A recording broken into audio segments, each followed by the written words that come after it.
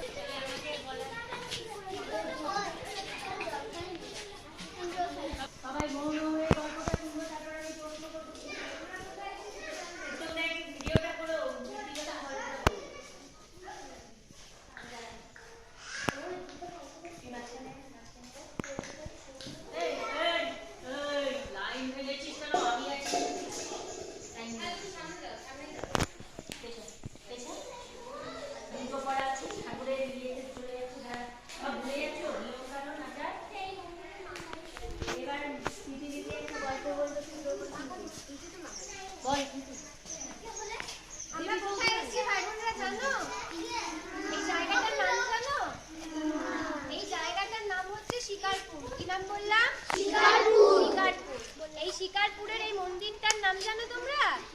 এটাকে বলে শিকারপুরের ভবানী পাঠকের মন্দির। কার মন্দির? ভবানী পাঠকের মন্দির। হ্যাঁ, ভবানী পাঠকের মন্দির। ভবানী পাঠক একজন কি ছিল জানো? ডাকাত ছিল, কিন্তু দুষ্টু ডাকাত ছিল না, ঠিক আছে? কেমন ডাকাত ছিল?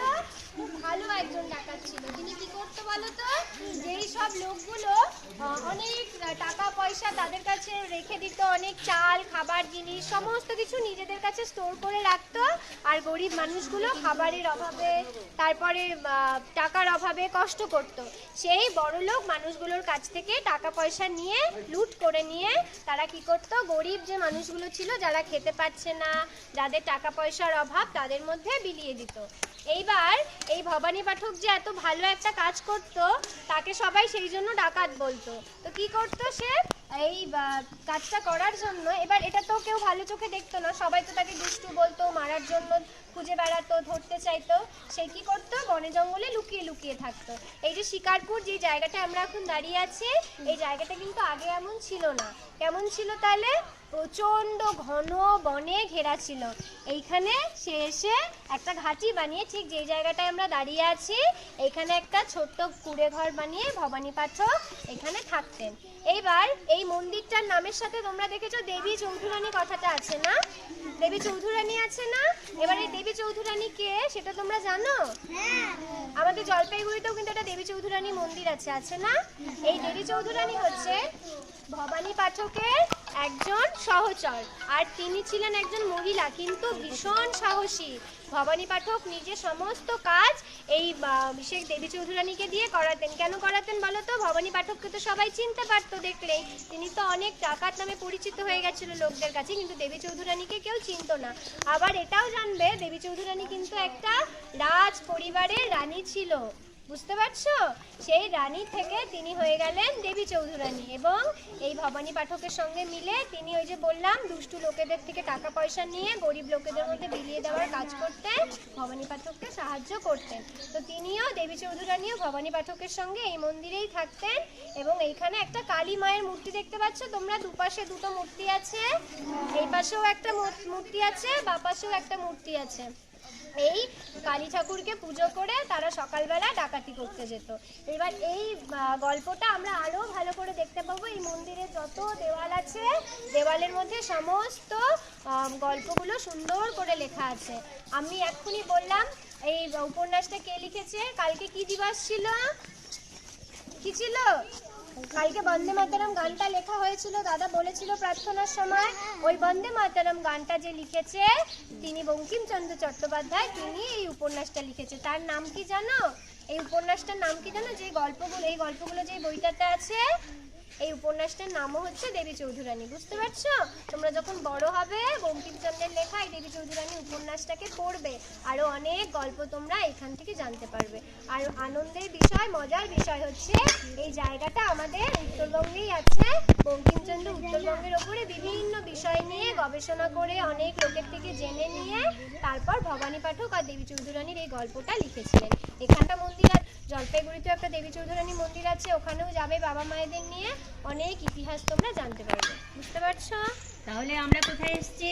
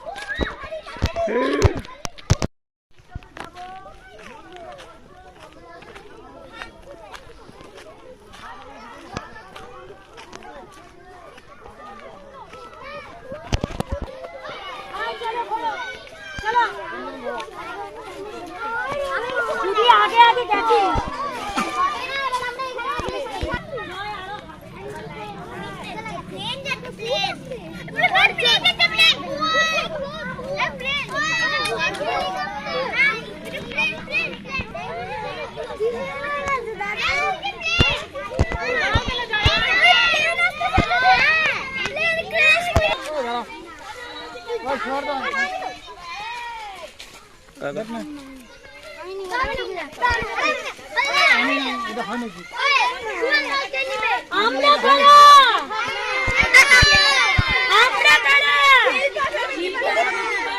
আমরা কারা? বনভোজনে কারা এসেছে? চলো আরে আগারে আগা এদিকে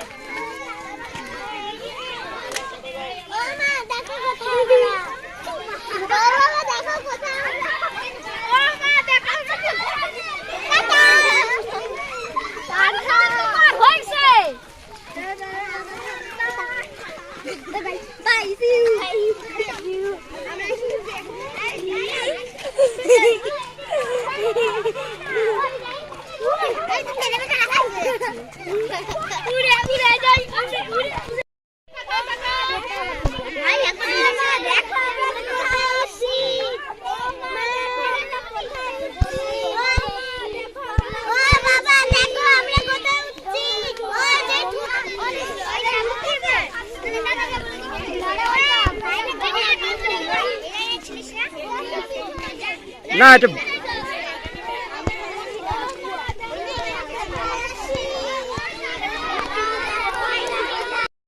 আমরা এই রাস্তা দিয়ে আসার সময় লজ্জাবতী গাছ দেখেছি। আমাদের স্কুলের সামনেও আছে, তাই না? দেখো এখানে একটি লজ্জাবতী গাছ আছে, এটাকে আমি ছুঁচ্ছি। ছোঁয়ার সাথে কি হলো? কি হয়ে গেল? গাছগুলো কি হলো? চুপসে গেল, তাই না? এইভাবে চুপসে গেল। তোমরা জানো কেন লজ্জাবতী গাছ ছুলে পড়ে চুপসে যায়? জানো তোমরা? এই লজ্জাবতী গাছের গোড়ায়, পাতার গোড়ায় জল ও খনিজ লবণ থাকে। কি থাকে? যখন আমরা ছুঁই তখন এই গাছের মধ্যে সূর্য কিরণের সাথে একটি রাসায়নিক বিক্রিয়া হয়, যার ফলে সেই লিউকমেট এই প্রজাতির গাছটি থেকে যেই ছুঁই আমরা জল এবং খনিজ লবণটা আস্তে করে বার হয়ে যায়, যার ফলে কি হয়? সঙ্গে সঙ্গে পাতাগুলো স্পর্শজনিত প্রতিক্রিয়ার কারণে হট করে কি করছে? বন্ধ হয়ে যাচ্ছে। এই কারণে কিন্তু লজ্জাবতী খুব নরম জাতীয় গাছ, যেহেতু সেই জন্য গাছগুলো সঙ্গে সঙ্গে এই সূর্য বিকিরণের প্রতিক্রিয়ায় কি হয়? চুপসে যায়। বুঝতে পারলে? কেন? এবার যদি তোমাদের প্রশ্ন করা হয় তাহলে বলতে পারবে লজ্জাবতীর গাছের গোড়ায় কি কি থাকে? কে বলতে পারবে? হ্যাঁ, লবণ থাকে আর জল, খনিজ লবণ আর জল থাকে। বা হর্ষিতা আর আয়ুষ কিন্তু মন দিয়ে শুনেছে, ওরা কিন্তু উত্তরটা বলতে পারলো। আর কেন এটা চুপসে যাচ্ছে? কারণ সূর্যের আলোর সাথে বিক্রিয়া হওয়ার এটি স্পর্শজনিত প্রতিক্রিয়ার ফলস্বরূপ গাছ রয়েছে, আর মধ্যে মধ্যে ছোট ছোট চা বাগান রয়েছে, তাই তো? কেটে দিয়েছে। তোমরা ঠিকই বলেছো, চা গাছগুলোকে ছেটে দেওয়া হয়েছে কাঁচি দিয়ে। কেন? চা কি? চা এক ধরনের পানীয় যা শরীরের অনেক রকমের রোগে প্রতিষেধক হিসেবেও কিন্তু ব্যবহার করা হয়। এই চা পাতা আমাদের পার্বত্য অঞ্চলগুলোতে দেখা যায়। প্রথম চীন দেশে এই গাছের উৎপত্তি হয়েছিল। পরবর্তীতে ইংরেজরা যখন আমাদের দেশে আসে তখন তারা তো ঠান্ডার দেশের মানুষ, ইংরেজরা, তারা কি করেছিল? তারা আমাদের দেশে আসে যখন ওই চা পাতার থেকে তৈরি চা খেয়ে প্রথম দেখে যে শরীরটা এখন গরম হয়ে যায়। তাই এই পার্বত্য অঞ্চলে আসবার পর তাদের শরীর যাতে সমানভাবে সুস্থ থাকে সেই জন্য তারা এই চা গাছগুলো রোপণ করে। মিঠুদি তো চা পাতার গাছগুলোকে রোপণ করে। এবার কিভাবে চা তৈরি হবে? তোমরা জানো কিভাবে চা তৈরি হয়? সৌভাগ্য, তুমি বলো তো চা কিভাবে তৈরি হয়? চা গাছের থেকে কিভাবে চা বানানো হয়? কে বলতে পারবে চা পাতার থেকে কিভাবে চা তৈরি করা হয়? আমরা চিনি। এই যে চা বাগানে এখানে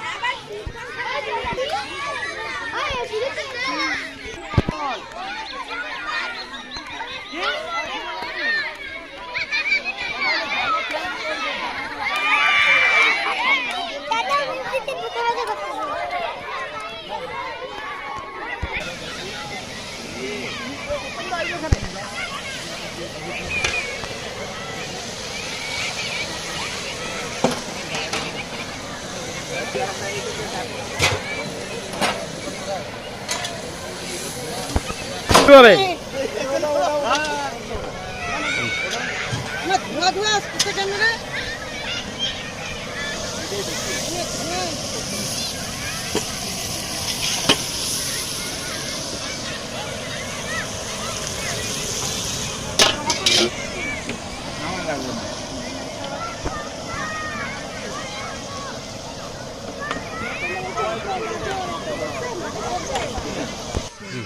না আমার ছবি নাই হ্যাঁ পাখি পাখি ভিডিও দেখ খেলবা খেলবা আয় খেলতে বস সবাই একটু গোল করো আয় সবাই আয় টেলিফোন করবো আয় কানে কানে ডিসকাশন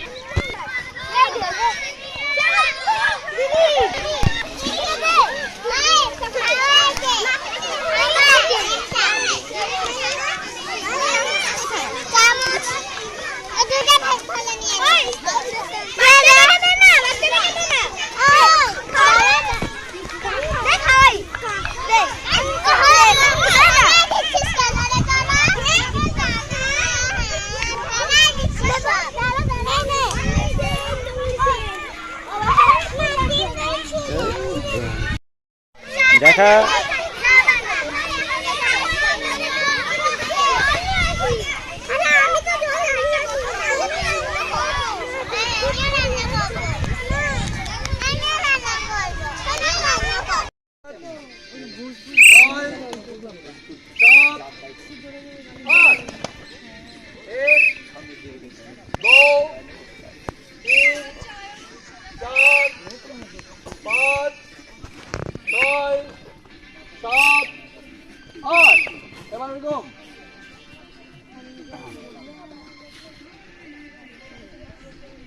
एक दो तीन चार ছয়, সাত, আট। এই লাইনটায় কি আমরা আবার এক, শিয়ান সামনে দাও। দু, তিন, চার, পাঁচ, ছয়, সাত, আট। ভালো হয়েছে আওয়াজ। এবার এরকম হবে।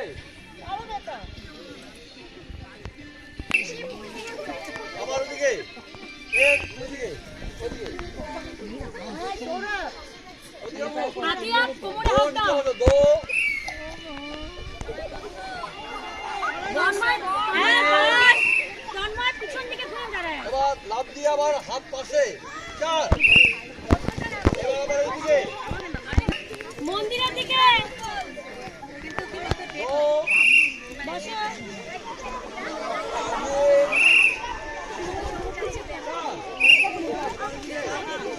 এক,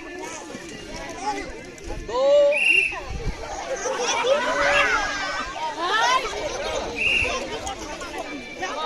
এই, ছাগলও করবে বলে আমাদের সঙ্গে ও করবে।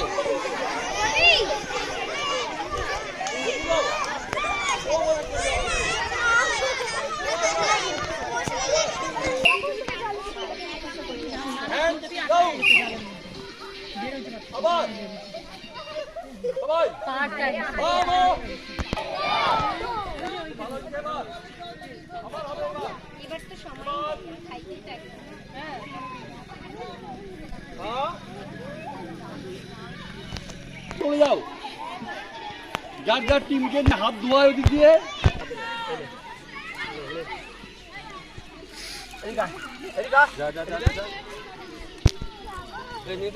জল লাগবে।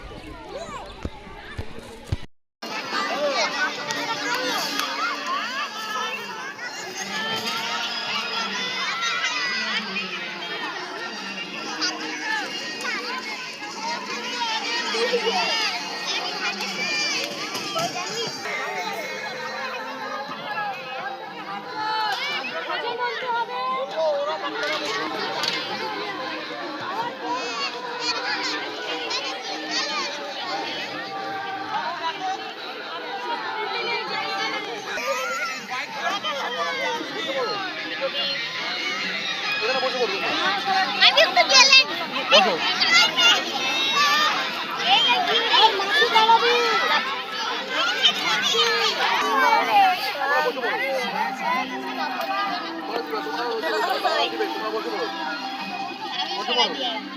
বেশি করে দাও, একটু বেশি করে দাও।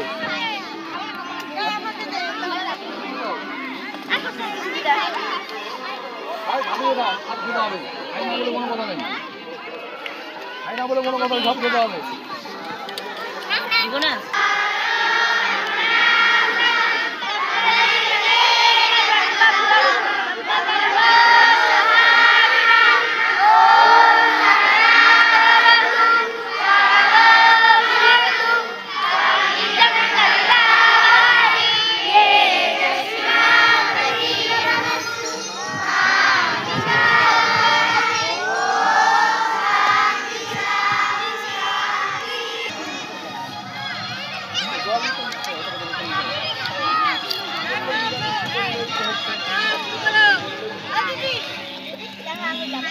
বাবা ওটা আমি দিচ্ছি স্পেশাল।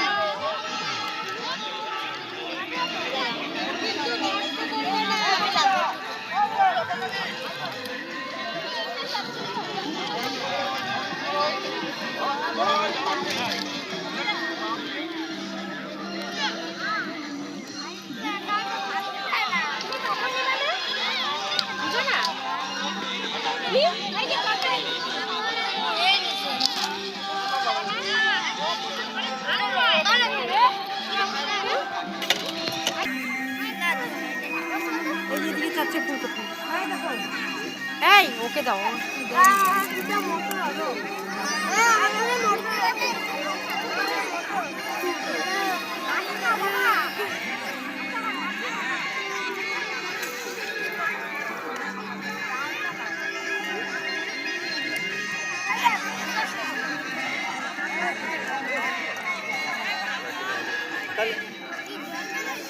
ওই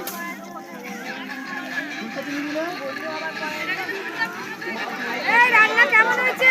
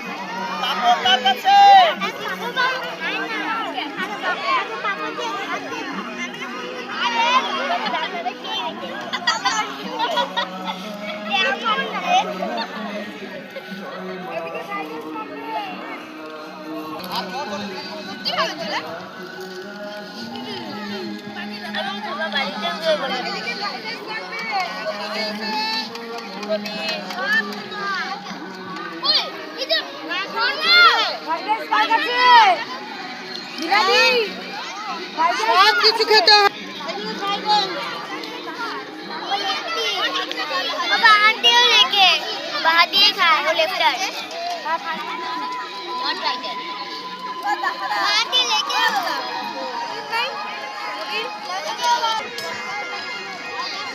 वो तो पनीर मन है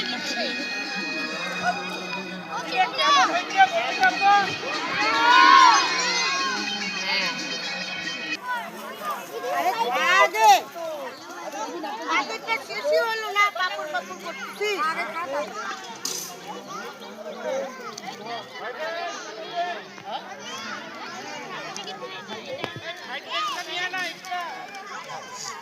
ওকে